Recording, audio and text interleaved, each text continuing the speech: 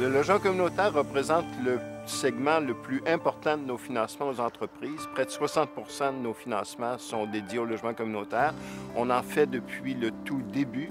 On en faisait même à une époque où personne d'autre acceptait de le faire parce qu'ils trouvaient ces organisations-là trop risquées.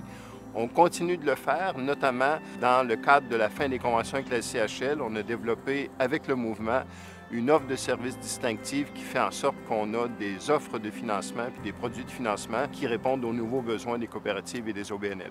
Alors, notre conseillère nous aide à bien saisir nos besoins financiers. Nous, on est des opérateurs de logement à but non lucratif. On connaît bien notre domaine. Cependant, au niveau de la finance, il peut y avoir des besoins supplémentaires. Il y a des besoins supplémentaires pour pouvoir être viable à long terme.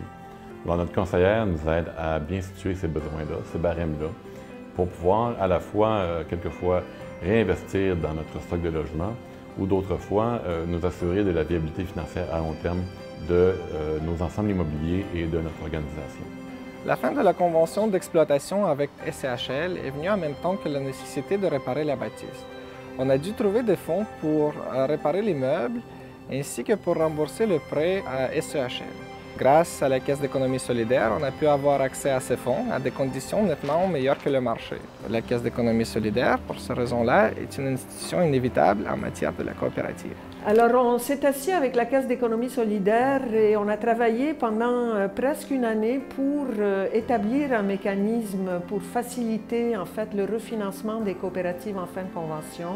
Dans beaucoup de cas, ce refinancement est une urgence, une nécessité pour pouvoir faire des grands travaux qui vont permettre une longue vie aux immeubles. Donc, en général, les coops sont très satisfaites de cette nouvelle formule qui leur facilite la vie pour obtenir un financement. La coopérative d'habitation, le Marquis de Nicolet, est un ensemble de 6 blocs de 4 logements chacun. Donc, nous en sommes justement à la fin de la convention. Étant donné que nous avions des rénovations à faire à l'intérieur des appartements, nous avions aussi des toitures à refaire et des aménagements extérieurs. Sur la suggestion de la Fédération des coopératives d'habitation Mauricie-Centre du Québec, nous avons contacté la Caisse d'économie solidaire pour un emprunt de 300 000 $ qui nous a permis justement de réaliser toutes ces rénovations-là. Nous allons aussi en profiter pour garder l'esprit coopératif, de venir en aide aux ménages dans le besoin. Et ce que nous voulons, c'est que cette coopérative d'habitation-là demeure là encore au moins pour 25 ans. À la Confédération québécoise des coopératives d'habitation, on travaille au soutien du logement communautaire et on le fait en collaboration avec la Caisse d'économie solidaire.